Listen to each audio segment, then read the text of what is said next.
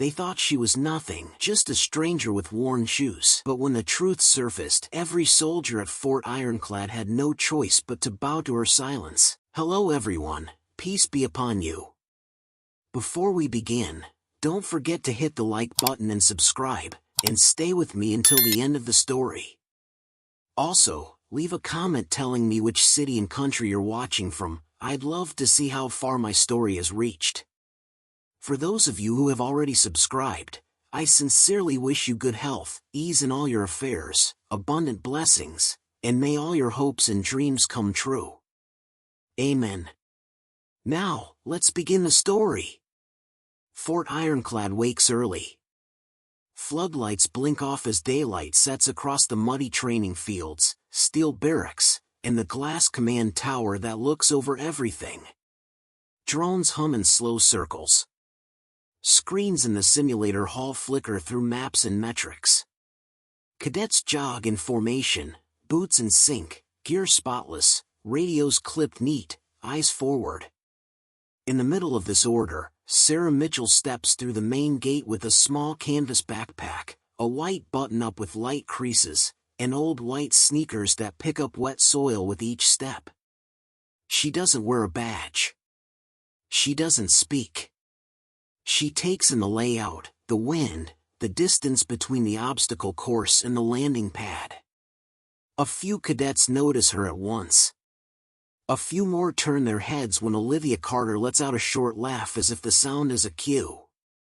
Ryan Jacobs leans on a black Humvee with the shades pushed up on his hair and watches like he's found a new drill target. Their squad slows without a command. The whispers start. Not about tactics.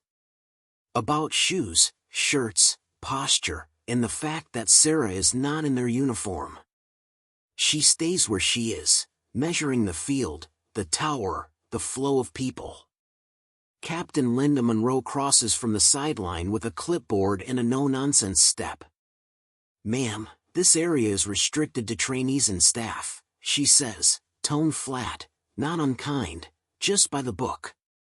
Sarah nods once. "I'll stand out of the way," she answers. Monroe holds the stare for a second longer than usual, then moves on to the formation. Lieutenant Karen Doyle lingers near the supply shed and angles herself so cadets can see her look at Sarah and smirk. "Visitor benches are that way," Doyle says, pointing at a faded sign as if it's an order and a joke at the same time. Ryan snorts. Olivia whispers something about clearance and the weight of real work. The squad laughs in pieces. Sarah shifts her backpack higher on one shoulder and keeps watching the field. Monroe calls for a readiness check. Radios chirp. Cadets start a live monitor warm-up. Major Stephen Brooks strolls past, uniform crisp, voice loud enough for nearby ears. "If you don't know the difference between a training lane and a photo line, you don't belong on either," he says without looking at Sarah. A few cadets grin and adjust their vests as if the line just promoted them. Colonel Frank Donovan steps onto the platform by the tower, hands behind his back, face steady. He scans the field, then the screens, then the field again. Sarah tracks the movement of squad leaders, how they cluster too close at the armory door, how their maps are held like props instead of tools. She notes the drain of the muddy lane and how water pools near the third barricade, the one that slows a retreat if timing is off. She notices who checks their watch and who pretends not to. She marks who answers Monroe fast and who repeats her command in a way that changes it. A cadet with a spotless vest bumps her shoulder as he passes. "Careful," he says, as if she hasn't moved at all. Sarah steps back half a pace to the exact edge of the painted boundary and stops there. Doyle rolls her eyes. Ryan points at her shoes for a few bystanders.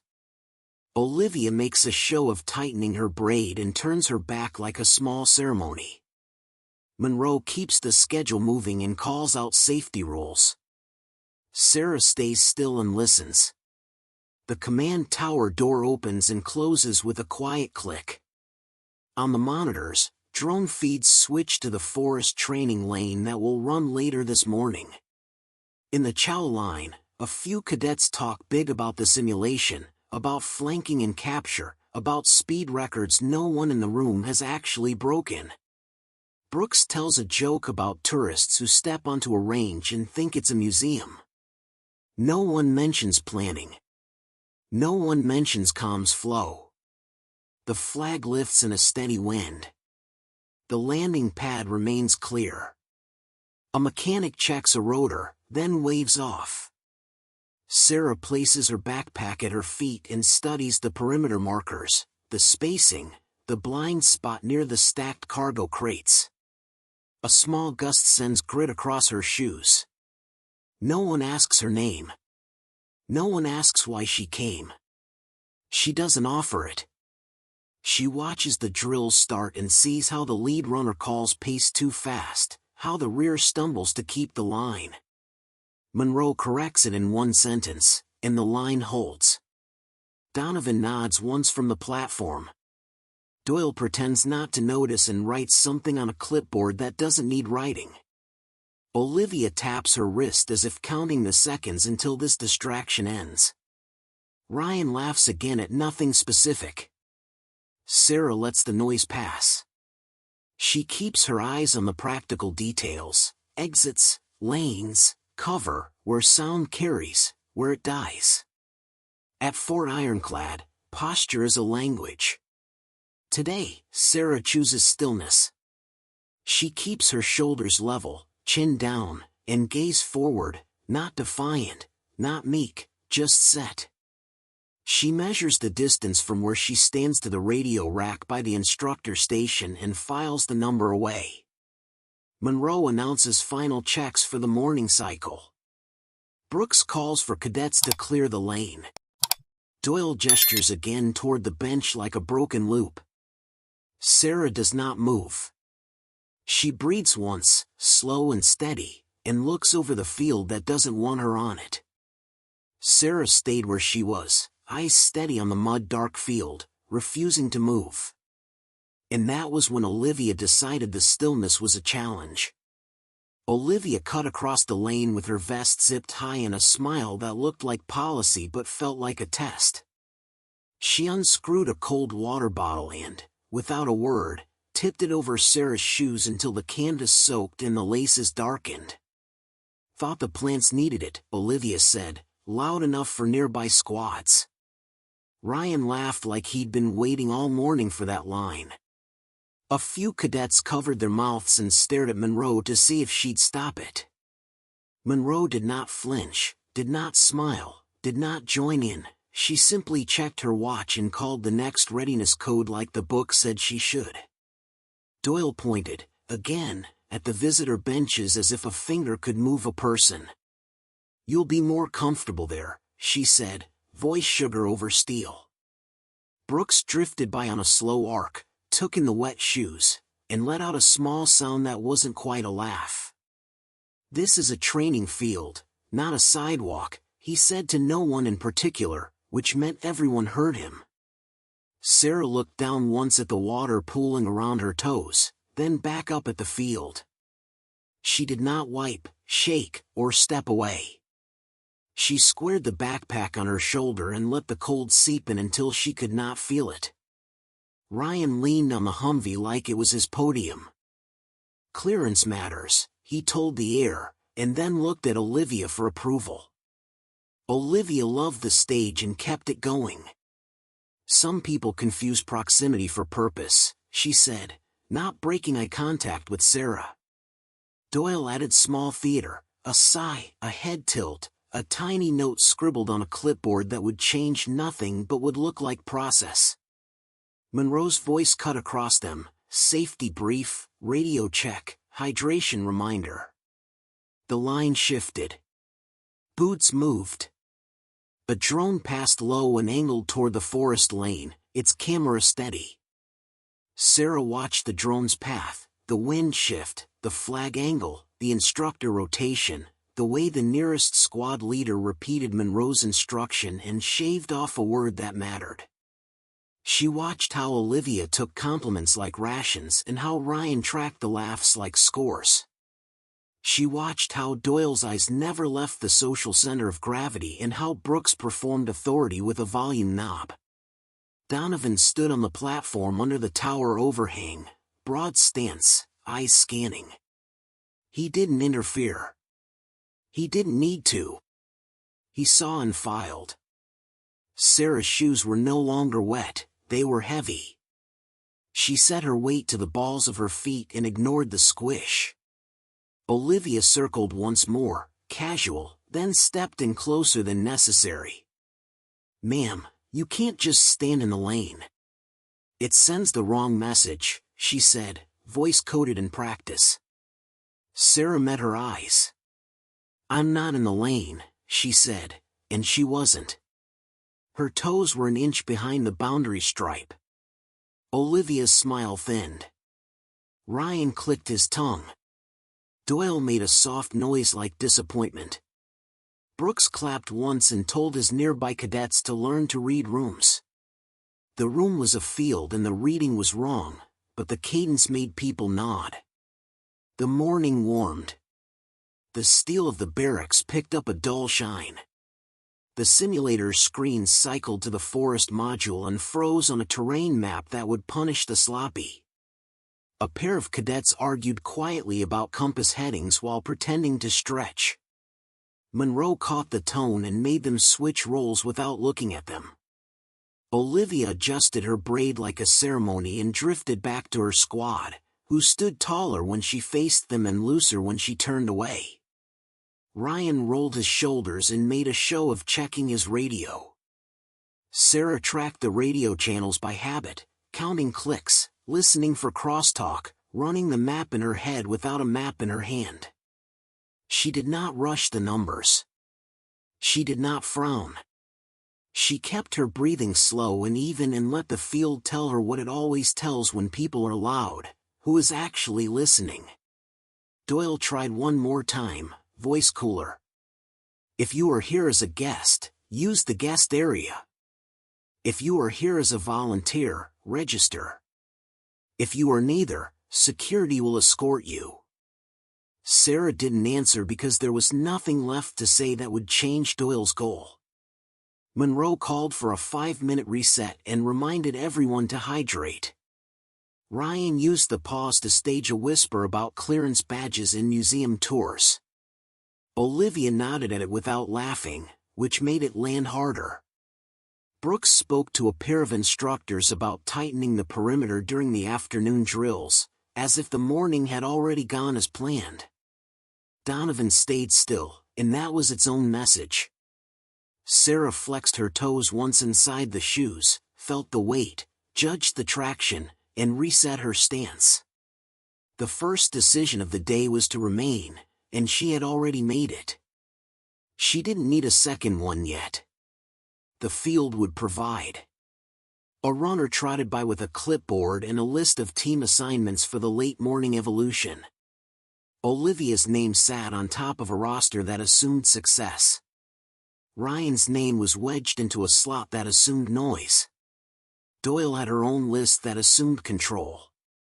Monroe had timings that assumed order. Brooks had notes that assumed spectacle.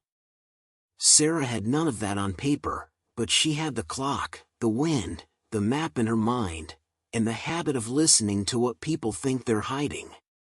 Another drone drifted toward the forest and hovered. The radio check went long by 30 seconds. Nobody owned the delay because nobody noticed it. Sarah noticed. She also noticed the way a squad leader repeated a grid coordinate with a number swapped and no one corrected it. She watched Olivia praise confidence when accuracy was the thing that needed praise. She watched Ryan grin at applause instead of results. She watched Doyle look for a small rule to enforce so it would seem like discipline. She watched Brooks look for a line to deliver so it would seem like leadership. Sarah breathed in, held it for a count of 3, and let it go. She could feel the shape of the day hardening, the kind of shape that breaks when pressure finds it. She didn't move. She didn't warn. She simply waited for the moment when people who liked noise would finally hear what the field was saying. The siren for the forest simulation screamed to life, and every head snapped toward the trees as squads broke from the chalk line and rushed the staging gates. Olivia took point with a voice that sounded confident until the first grid call came back wrong. She repeated it louder instead of fixing it. Ryan sprinted ahead of his team to look fast on the drone feed, then realized his radio was still on the admin channel and missed 2 directives from Monroe. On the tower screens, the map looked simple, but the ground wasn't. Slick mud along the low draw, sight lines cut by scrub, a drainage ditch that ate time, and a ridgeline that begged amateurs to camp on it and get flanked. Monroe called headings. Brooks repeated them like they were slogans. Doyle hovered by the check-in desk, counting clipboards like that would steady the op. Donovan watched in silence. Sarah stayed 1 inch behind the boundary stripe and tracked the cadence of failure, a perimeter set too tight, an advance called without rear security, a relay garbled by a leader talking through his own team's reply. She let the pattern form before she moved. A runner cut past and fumbled a spare radio from a crate. It clattered to the paint by Sarah's shoe. She picked it up, rotated the dial, and listened. 2 squads were arguing over the same checkpoint. A third squad had drifted toward the high ground and was now boxed by a simulated ambush lane. Olivia barked "Hold your sector" to no one in range of her voice.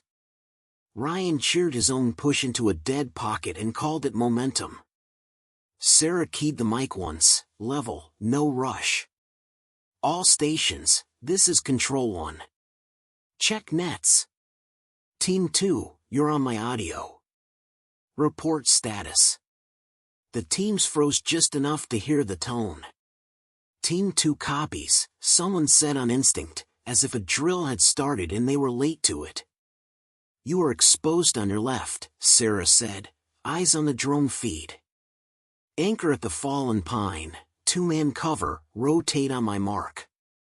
Team 4, you're not cut off, you're crowded. Peel right 10 meters, staggered retreat. Team 1, stop talking and listen. Shift 5 degrees and stop touching the ridgeline. Monroe's head snapped toward the boundary. She didn't call a halt.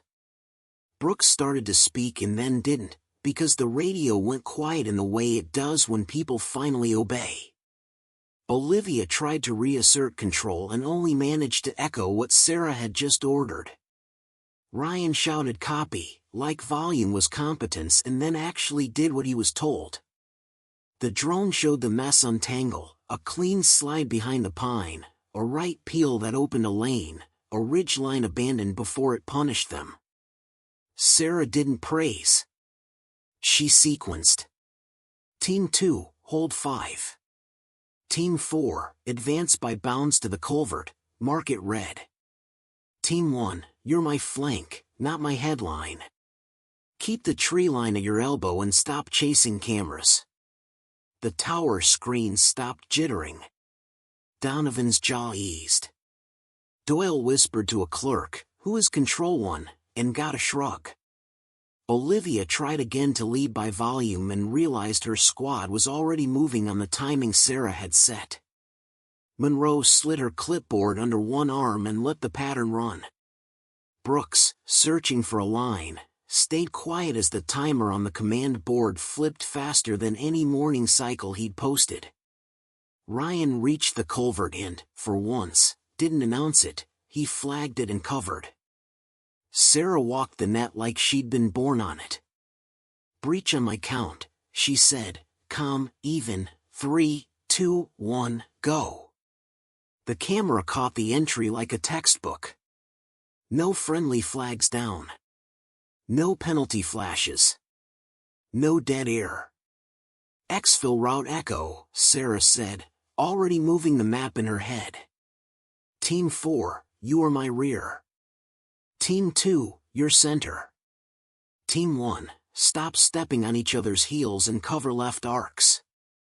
Olivia's squad tightened instead of puffing up.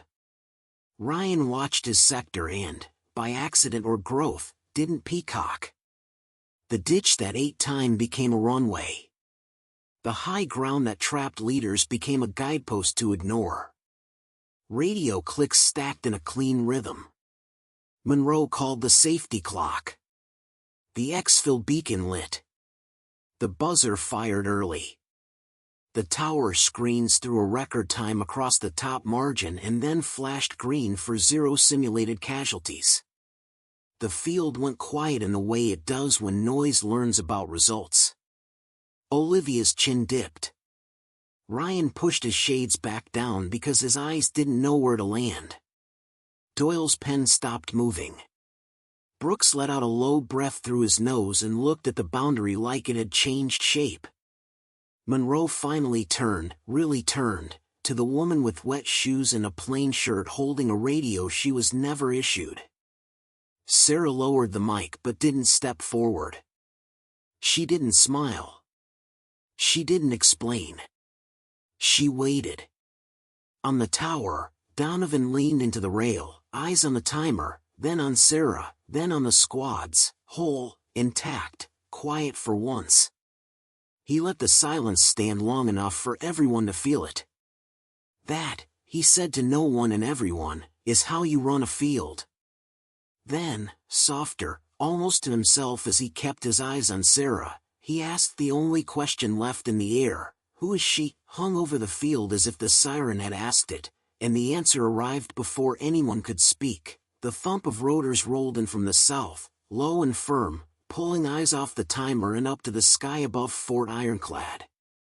The Black Hawk dropped onto the pad in a sheet of dust. Crews braced. Monroe lifted a hand for hold. The drone cameras steadied and framed the landing without a word. The door slid open and General William Hartman stepped down in a 4-star uniform that no one at this camp could mistake. He didn't scan for a podium. He walked straight across the line, boots cutting through grit, and stopped in front of the woman with wet shoes and a plain shirt and a radio she was never issued. He raised his hand in a crisp salute. "Major Mitchell," he said, voice level, not loud, and the field fell quiet because rank plus certainty makes its own mic. Sarah returned nothing theatrical. She set the radio on the crate, met his eyes, and gave a small nod. "I was a Special Forces major," she said to the room that had earned none of her history. "I resigned after a mission failure cost someone close to me. No apology. No decoration. A fact set on the table." Parker stepped out onto the tower balcony, hands on the rail, taking the measure of the ground. Donovan didn't move, he didn't need to. Olivia's spine lost a half-inch. Ryan's grin died without ceremony. Doyle stopped pointing at benches. Brooks had no line ready. Hartman turned from Sarah to the field and let the seconds stretch until every face was looking at him. "I am also her husband," he said, same calm tone, and the word landed harder than a shout. "I have reports of public mockery, gatekeeping, and physical humiliation on a training field that carries this academy's name. That ends now." He didn't gesture, he didn't pace. He looked at Monroe first. "Captain, log every on-site action related to this incident from 0800. Preserve drone feeds and radio recordings." "Yes, sir," Monroe said, already moving. He looked at Parker on the balcony. "General, I request an immediate formal review under ethics and training standards." Parker nodded once. "Granted," she said, voice carrying clean. "All supervisors will stand by for interviews. Effective immediately." Hartman's gaze cut to the cluster of cadets who had performed confidence but not discipline. "Olivia Carter, Ryan Jacobs," he said, "using no title because merit earns those, you will report to the admin office and surrender access to live evolutions pending review." Olivia opened her mouth and then closed it because the tower screen still showed a record time stamped by a voice that wasn't hers. Ryan set his radio on the crate like it was hot. Hartman found Doyle and Brooks with the same flat focus. "Lieutenant Doyle, your handling of guest control will be part of this review. Major Brooks, your perimeter and tone will be examined against outcomes, not optics." Doyle's clipboard dipped. Brooks' jaw worked once and stopped. Hartman faced the field again. "No one rises here by stepping on someone else. Not in my uniform. Not in this country's." It wasn't a slogan, it was a line of policy that would be enforced. Parker took the cue and shifted the camp into process. Recording started, she said to a staffer inside, then to the field, "All cadets, stand by for debrief. Instructors, secure comms. We will treat this as an incident and an opportunity to fix what we've let slide." Donovan finally spoke, his voice even. "For the record, the simulation completed in the fastest time on file with 0 simulated casualties," he said, eyes on Sarah. Direction was precise. Comms were clean. Leadership was real. Silence took another lap around the field. Sarah didn't step into it. She didn't claim a chair, a title, or a headline. She looked at Olivia's squad, whole because they had listened at the last second, and then at Ryan's team, settled because someone else had set a pace worth following. She looked back at Hartman and gave him a small, tired smile that said thank you without asking him to fight her fight. He nodded once, returned it, and eased his stance like a man who had made his point and would now trust the process to finish it. "Major," he said, softer, to her alone but not hiding it from the field, "you haven't lost your edge." Sarah shook her head. "I didn't come to lead," she said. "I came to watch." She picked up the radio she had set down and placed it back on the crate where she'd found it. Parker cleared her throat and brought the camp back to work. "Debrief tent, 5 minutes," she said. "We do this by the book." Monroe echoed the timing. Doyle stepped back from the bench sign like it had become a mirror. Brooks stared at the tower screens that wouldn't change their numbers no matter how he wished they had. Olivia tugged her braid once, then let it fall. Ryan slid his shades into a pocket and kept his hands still. Hartman stood next to Sarah without touching rank to her shoulder, letting the field see that there are different kinds of power and that the one that matters is the one that listens first. The rotors spun down. The dust settled. The record time stayed where it was. And in the clean quiet after noise, Fort Ironclad understood the answer to the question Donovan had asked, and Parker moved the field from shock to procedure with the same steady tone she used in war room briefings. She ordered the debrief tent opened, the drone feeds archived, and the radio logs sealed, then had Monroe read the timeline from 0800 without adjectives. Monroe did it clean, voice even, hands still, and when she reached the part where Sarah's voice cut through the net, she didn't add praise or pause, she just logged outcomes, record time, 0 simulated casualties, perimeter intact. Donovan confirmed the map calls and pointed to 3 moments where a single wrong choice would have cost a squad. He kept it short and factual. Brooks tried to frame the morning as a misunderstanding of optics and was asked by Parker to compare optics to results. He had no chart for that. Doyle explained guest control like it was a science and realized halfway through that her notes were theater. The bench sign behind her looked louder than anything she said.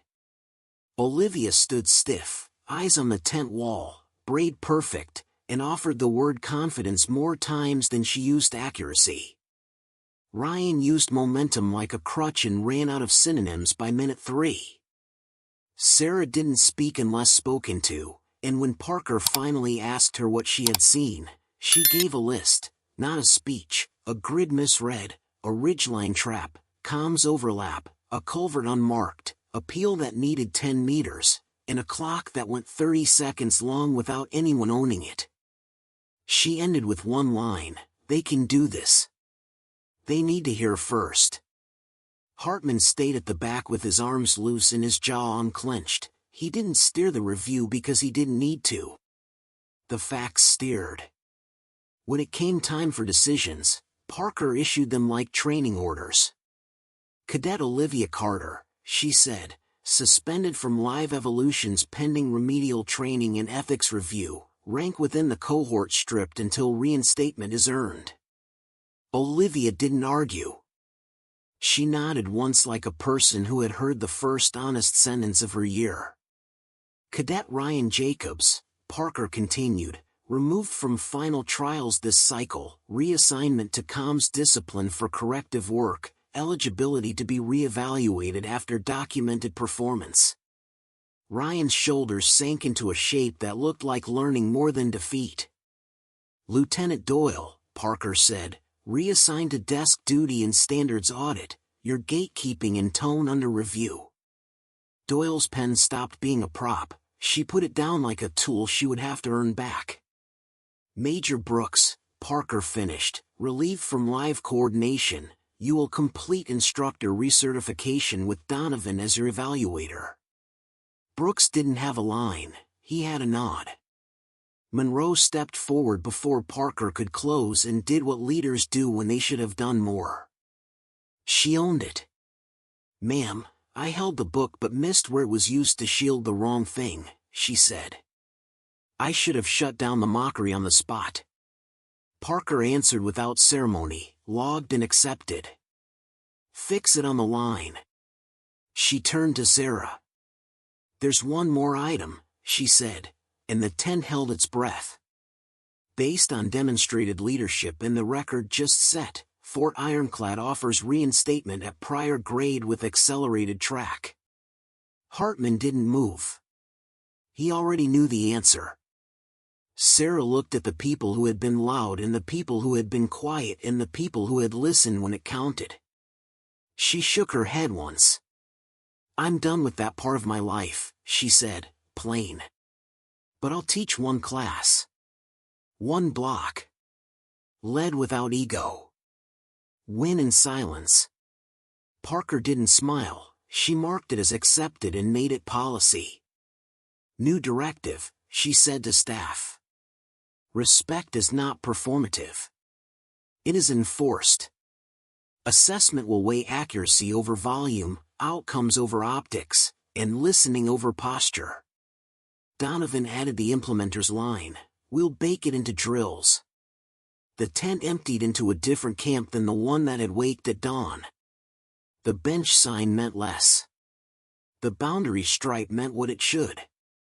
Olivia signed her suspension and asked Monroe for the remedial packet. Monroe gave it to her without a lecture. Ryan returned his trial slot card and asked Donovan where to start. Donovan pointed at a comms manual and a practice net. Doyle boxed up her clipboard and wrote herself a short list that began with "Be useful." Brooks walked to the tower and signed his research slot. Hartman stood with Sarah at the tent flap and let the room see that power can stand down when principal stands up. A staffer carried a portable whiteboard into an empty lecture hall, the kind with a floor that echoed boots when people entered in groups. Parker approved the schedule for a single guest block at 0900 the next morning and put her name on the attendee list. Monroe checked the logistics and made sure the door would be unlocked on time. The drone feeds rolled back to routine patrol, the pad went quiet, the field smelled like dust and metal and a little like reset. Sarah left the tent, not with an entourage, not with a crowd, just with the same backpack she had walked in with and shoes that had dried into a different weight. She looked once at the forest lane that had tried to teach the wrong lesson and then at the tower that would now have to hold the right one. Hartman touched her sleeve, a small thank you, and stepped away to make calls that would protect what had just been set in motion. Parker sent out a note to all cohorts, effective immediately, humility is a skill. Monroe posted the safety clock and the new debrief checklist. Donovan printed the comms cadence Sarah had used from memory and taped it to the net board. Somewhere on the field, Olivia told her squad, "I'll fix this," and they believed her because for once she said it quietly. Ryan walked a straight path to the comms shed and did not look for a camera. Sarah crossed the threshold of the lecture hall and paused at the empty rows. The air was still, the board clean, the clock on the back wall slowed by 1 minute. She corrected it without comment, set her backpack on the first table, and tested a marker with a quick line. She didn't rehearse. She didn't stack talking points. She stood in the center aisle and let the room settle around her. When she was ready, when the new terms had been pinned to the camp like a fresh flag, Sarah opened the door to her first class as a guest instructor. And the rows filled fast with cadets who weren't sure if they were there to learn or to watch. The chatter that normally filled a lecture hall before training was thinner, quieter, trimmed by what had happened in the forest and in the tent. Olivia walked in with her suspension already logged, sat in the second row without her vest, braids still neat but her eyes set forward. Ryan found a seat near the back, no sunglasses, no smirk, just a notebook in hand. Doyle came in with no clipboard for the first time anyone had seen, her sleeves rolled, her posture stripped of performance. Brooks entered late and stood against the wall because he no longer carried authority that excused a chair. Donovan slid into the far corner, arms folded, watching like he was measuring what would stick. Monroe sat in the aisle seat by the door, ready to enforce order but not sure she would need to. Parker arrived last, set her cover on the desk, and made no announcement. Her presence was the announcement. Sarah stood in front with a marker but no slides, no projector, no outline. She wrote 3 words on the board in clean block letters: calm, clear, accountable. She underlined each once, then turned back to the room. "You think command is about volume," she said, tone even, "but radios don't reward shouting. They reward timing." She paused long enough to let that hang.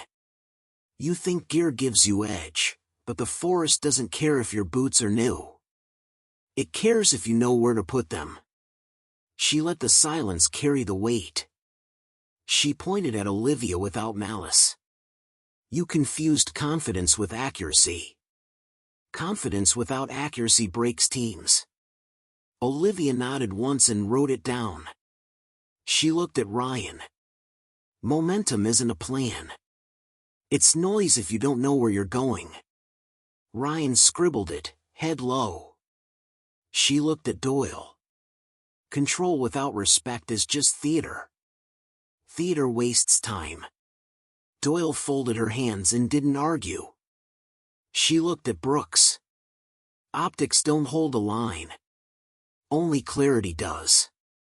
Brooks stared at the floor and gave a small nod. Then she looked at the room as a whole. Calm keeps people alive. Clear keeps people aligned. Accountable keeps people honest. You don't need rank for any of it. You need discipline to listen. She dropped the marker on the desk. "That's all." For a moment no one moved, because they were waiting for the speech to continue, but that was the speech. Parker broke the pause. "Class dismissed," she said, and the words carried the weight of endorsement. Chairs scraped, boots scuffed, but the tone was different. Olivia lingered and approached Sarah with a quiet thank you.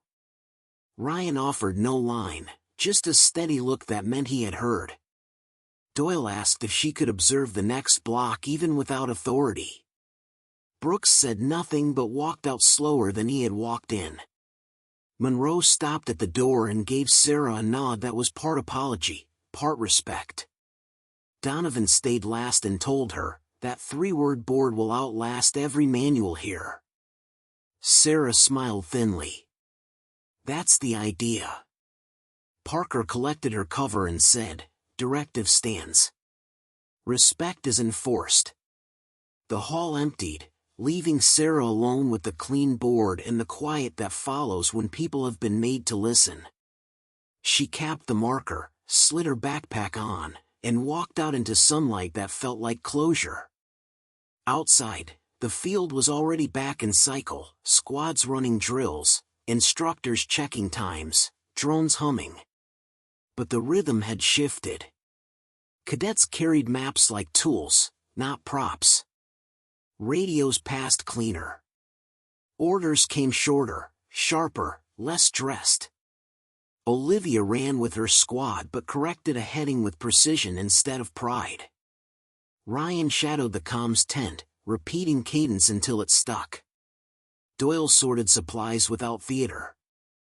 Brooks walked the perimeter with Donovan 2 steps behind, recertifying in silence. Hartman waited by the pad, arms crossed, expression softer than it had been in days. When Sarah reached him, he asked, "Ready to go home?" She nodded once, steady. They walked side by side across the same mud she had stood in with wet shoes, past the same boundary stripe that had been a wall and was now just paint. Cadets stepped aside, not from fear, not from rank, but from recognition. Drones hovered overhead, recording the ordinary instead of the cruel. The Blackhawks' rotors spun up, dust lifting into the air like the field itself was resetting. Sarah glanced back once, not for pride, not for applause, but for confirmation that the place was different. It was. She climbed in with Hartman, sat with her backpack still at her feet, and let the roar of engines carry her away from Fort Ironclad. The camp that had mocked her now bore her mark, a record, a lesson, a standard. Calm. Clear. Accountable. 3 words on a board that no one would forget. And for once, Sarah didn't need to lead a battalion or raise her voice. The field would carry it for her.